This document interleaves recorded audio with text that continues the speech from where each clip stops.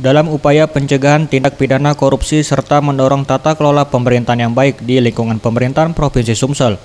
Komisi Pemberantasan Korupsi menggelar kegiatan identifikasi awal program pemberantasan korupsi terintegrasi dan sektor strategis. Dalam kegiatan ini, KPK akan melakukan supervisi dan mengevaluasi tata kelola di beberapa bidang dalam manajemen pemerintahan, yakni perencanaan dan pengelolaan anggaran, pengadaan barang dan jasa, pelayanan perizinan, penguatan inspektorat daerah, manajemen aparatur sipil negara, pengelolaan aset daerah, tata kelola sumber daya alam, dan sektor strategis lainnya.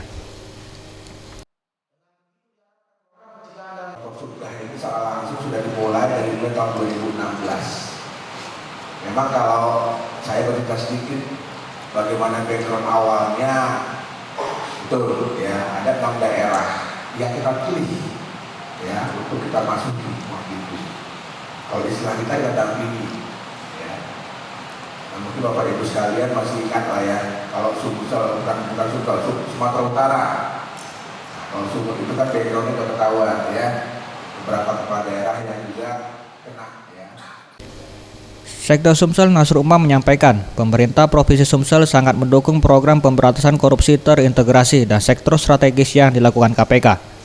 Korupsi merupakan kejahatan luar biasa, bukan lagi sekedar perilaku kejahatan, tapi sudah menjadi penyakit moral dan akhlak, serta praktek tradisi yang berkelanjutan, sehingga pemberantasan korupsi memerlukan pendekatan yang sangat komprehensif. Untuk itu diperlukan upaya pencegahan korupsi antara lain melalui identifikasi awal terhadap sektor-sektor yang strategis dan rawan korupsi. Kunci utama. Berdasarkan ketentuan yang diatur dalam pasal 6 huruf D Undang-Undang Nomor 30 Tahun 2002 tentang Komisi Pemberantasan Tindak Pidana Korupsi, KPK berwenang dalam melakukan tindakan-tindakan pencegahan tindak pidana korupsi. Faisal Arentra, Sriwijaya TV.